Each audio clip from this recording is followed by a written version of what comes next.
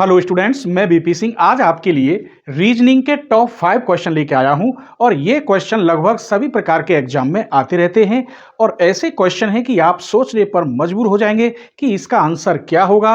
अगर आपको उसकी ट्रिक मालूम है तो उसका आंसर सिर्फ 10 से 15 सेकंड में आप निकाल देंगे। तो चलिए क्वेश्चन नंबर 1 देखते हैं।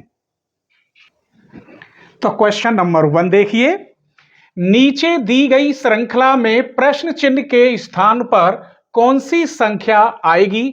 4, 5, 8, 12, 16। इस जगह पर कौन सी आएगी? 32 फिर 26। यहां सारी संख्या बढ़ रही है लेकिन 32 के बाद यहां क्या है? 26 है, कम हो रही है।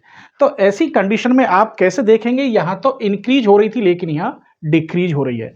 तो इसमें हम क्या करते हैं, टर्म देखते हैं कौन सा टर्म किस टर्म से सेट हो रहा है। जैसे संख्या क्या है आपकी? 4, 5, 8, 12, 16। ये क्वेश्चन मार्क है, ये 32 और ये 26। हमने यहां देखा 4 दूनी 8, अगर इसमें मैं 2 की मल्टीप्लाई करूं तो 8 आ रहा है। 8 दूनी 16, इसमें फिर मल्टीप्लाई 2 की करूं तो 16 आ रहा है।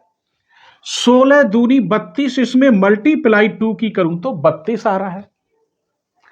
अब ये बचा, इसे कैसे करें? अगर इसमें मैं यहां पर प्लस के 7 करता हूं तो 12 आता है। अगर इसमें फिर मैं प्लस के 7 करता हूं तो यहां 19 आएगा। देखते हैं भला ये 26 आता है कि नहीं। अगर इसमें फिर मैं प्लस के 7 करता हूं इसमें तो 26 आ रहा है। इसका मतलब 19 बिल्कुल सही है। तो प्रश्नवाचक के साइन पर क्या आएगा जगह पर? 19। इसका मतलब C is the right answer. तो क्वेश्चन मजेदार था, कंपटीशन के तौर पर और रीजनिंग के तौर पर तो वेरी वेरी इंपॉर्टेंट है। ठीक है, चलिए तो क्वेश्चन नंबर 2 देखते हैं। ये क्वेश्चन रीजनिंग के साथ साथ मैथमेटिक्स में भी आता है और वेरी वेरी इंपॉर्टेंट है। एक चींटी 8 मीटर चलती है, फिर 15 मीटर ऊंचे खंबे पर चढ़ती है, तो वह अपने मूल स्थान से कितनी दूरी पर है? स्टूडेंट इसे मिस्टेक भी कराते हैं कि अगर एक चींटी यहां से कितने मीटर चलती है? 8 मीटर चलती है और फिर यहां से ये 15 मीटर एक खंबे पर चढ़ जाती है, तो वो कह रही है कितनी मूल बिंदु से वो कितनी दूरी पर है। उसने ये नहीं कहा कि उसने कितनी दूरी तय करी कि 15 + 8 कितने हो गए? 23। आप कह देंगे ये आंसर सही है, लेकिन ये सही नहीं है। उसने क्या पूछा है कि अपने मूल बिंदु से, मूल स्थान से, यहां से चींटी यहां पहुंची तो कितनी दूरी पर है। तो ये खंबा है, ये राइट एंगल बनेगा, खंबा राइट एंगल पर है। तो पाइथागोरस प्रमेय अगर लगाएं तो ये कितना आएगा? 15 का स्क्वायर प्लस 8 का स्क्वायर, 225 प्लस के 64, 4 और 5 9, 8 2, ये हो गया 17 का स्क्वायर। तो इसकी दूरी कितनी हुई खंबे की, चींटी की इसकी दूरी?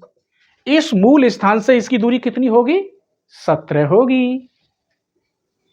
तो इसका मतलब B is the right answer. फिर समझ लीजिए, उसने कहा मूल स्थान से चींटी कितनी दूरी पर है।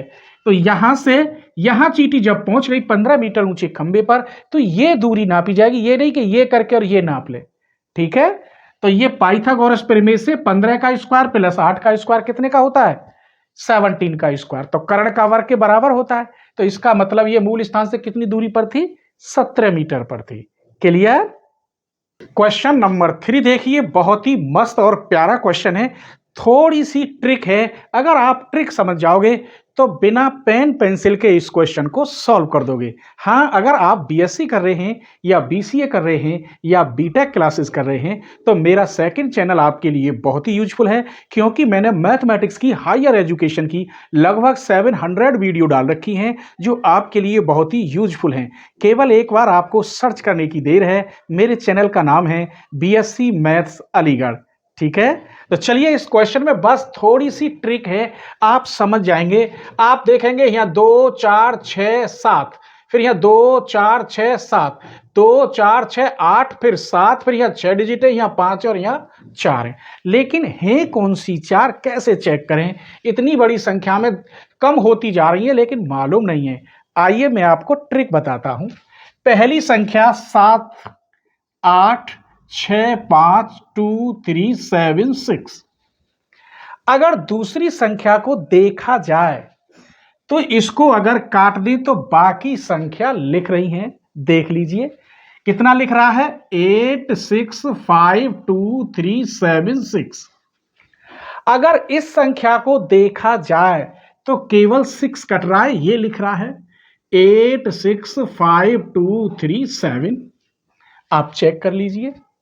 अगर इस संख्या को देखा जाए तो 8 कट रहा है, 6 5 2 3 7। अब हमने यहां क्या सीखा? पहली संख्या में पहले काट दिया, दूसरी में फिर दूसरा काटा, तीसरी में फिर पहला काटा, तो चौथी में फिर लास्ट वाला कटेगा। फर्स्ट लास्ट, फर्स्ट लास्ट, तो क्या बचना चाहिए? 6 5 2 3, ये आना चाहिए। आइए कौन सा? ए इज द राइट आंसर। तो देख लो क्वेश्चन गजब का है, बस थोड़ी सी ट्रिक देखनी थी और आंसर तैयार हो गया। केवल 10 से 15 सेकंड में आंसर आना चाहिए, ठीक है। चलिए तो क्वेश्चन नंबर 4 देखते हैं।